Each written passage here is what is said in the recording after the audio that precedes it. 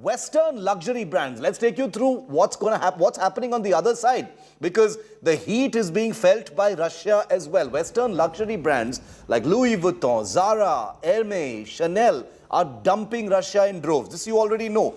Streets Kuznechny, Most and Stoleshnikov Pereulok, which were once the focus of luxury brands, now seem completely empty. The windows of almost all shops on this street of Russia are closed.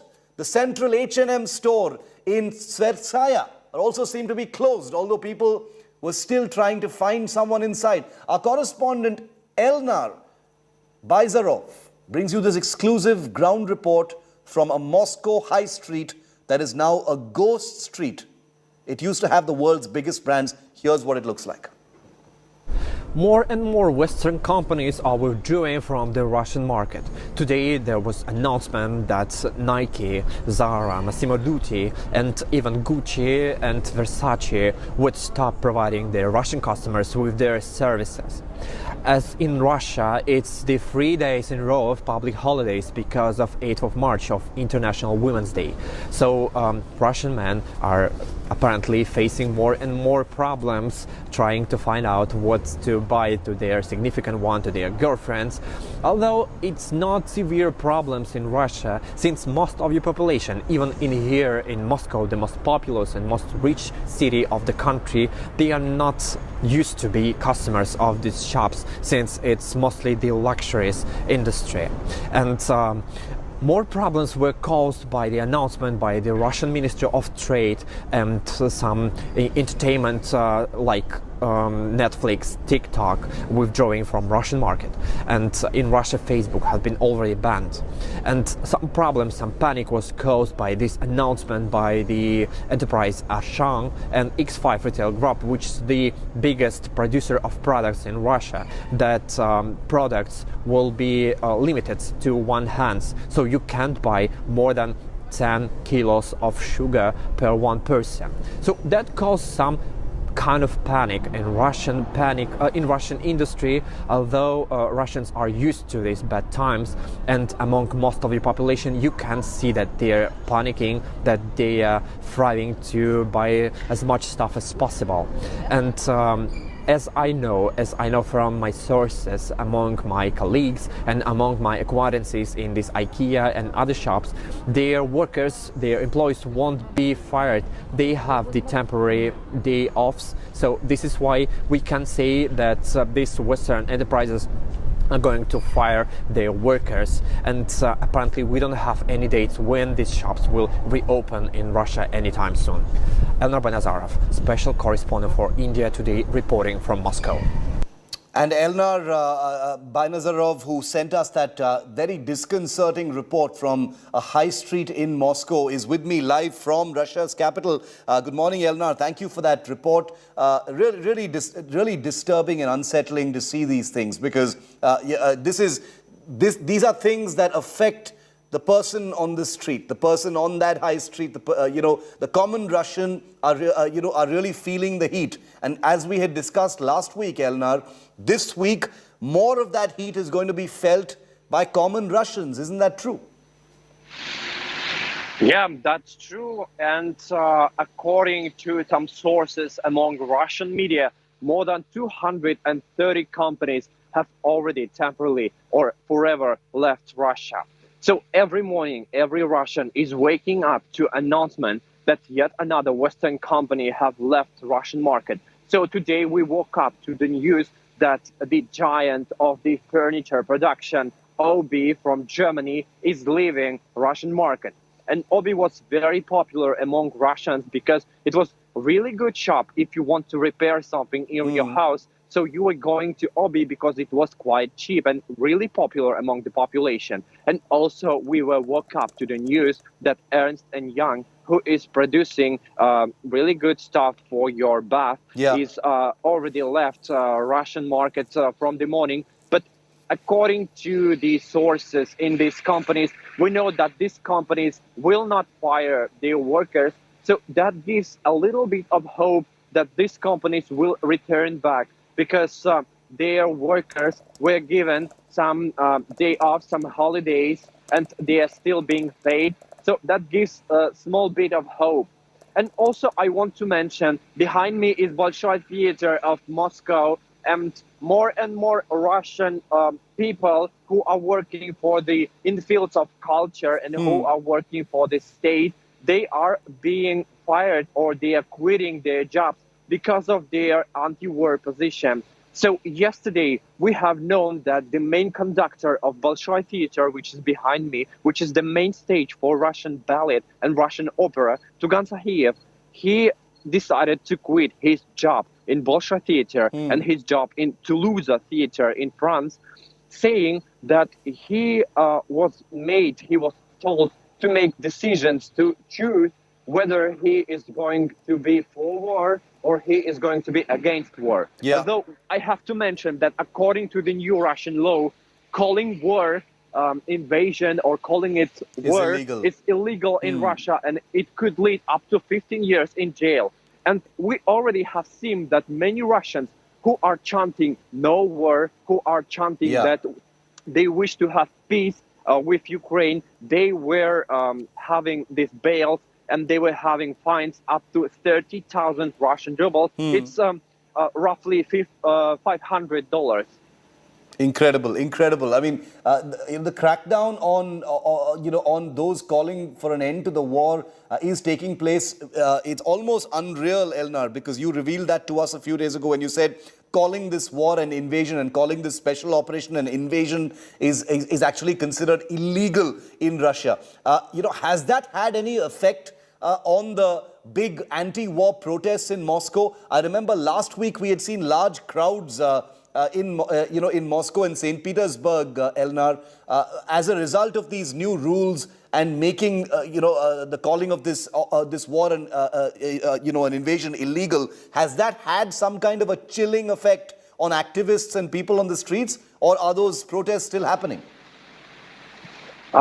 Yeah, that actually caused effect, because we have seen only several thousand people marching on Sunday protests, which took place in more than 56 cities around Russia. And according to the Human Rights Watch in Moscow, which is called over there Info, more than 6,000 people among all Russian cities were detained for the whole week of this protest.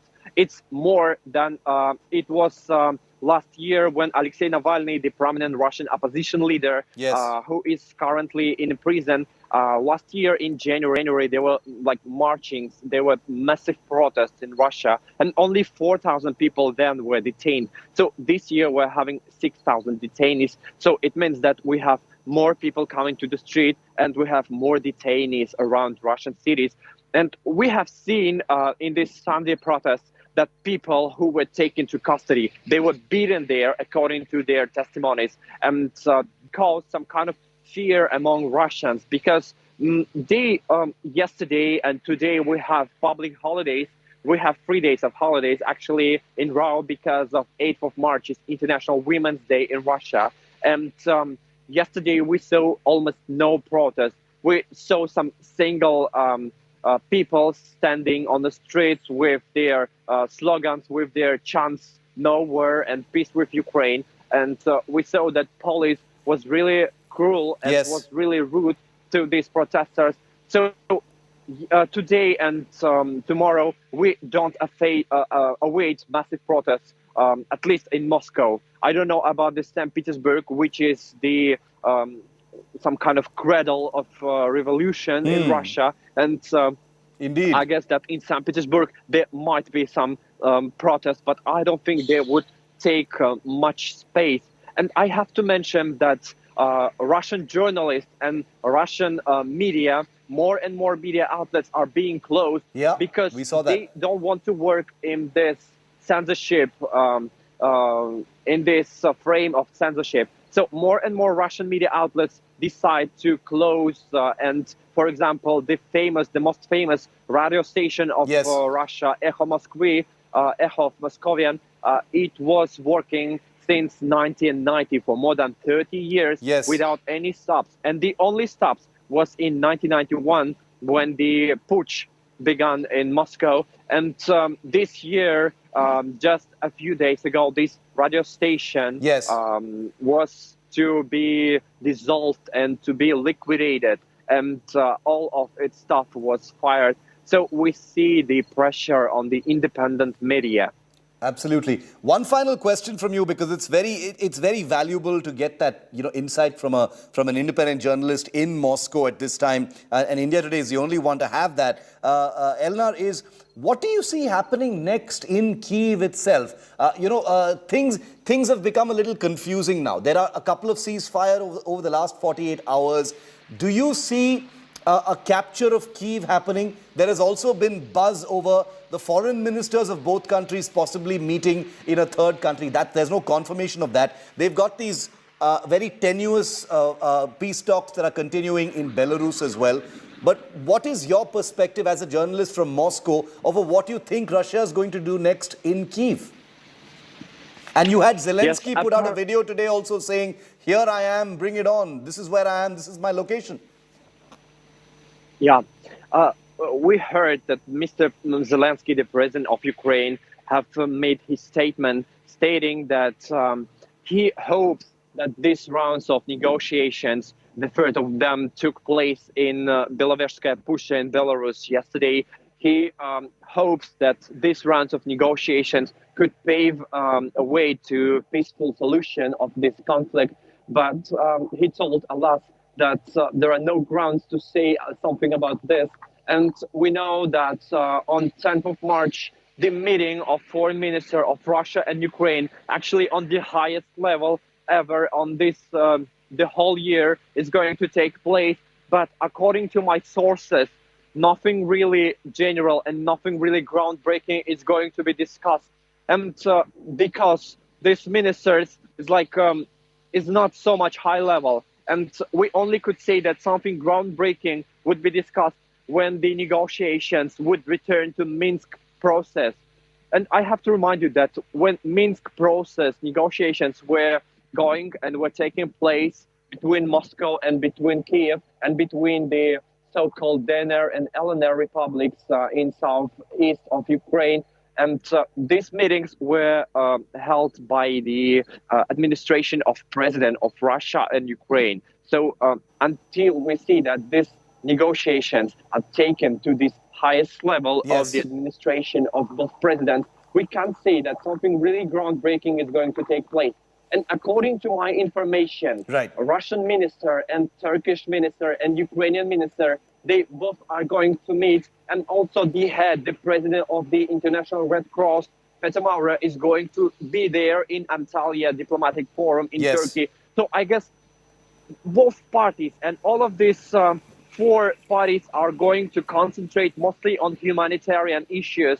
And as we know, regarding to the Ministry of Defense of Ukraine, some changes were made to the roads of the humanitarian corridors in Ukraine. I have to remind you that yesterday the humanitarian corridors were established from 4 Ukrainian cities, which is Kiev, Kharkiv, Sumy, and Mariupol.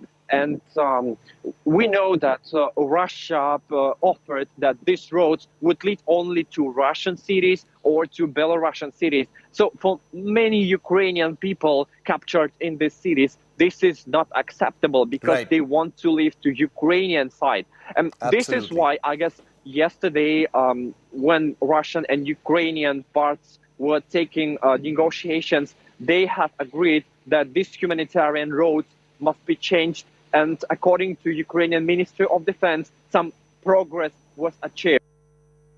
Elnar, always a pleasure to get that very sharp, comprehensive, all-round perspective from you. We'll keep coming back to you. Thanks, Elnar, for joining me for the moment. We'll keep coming back to you.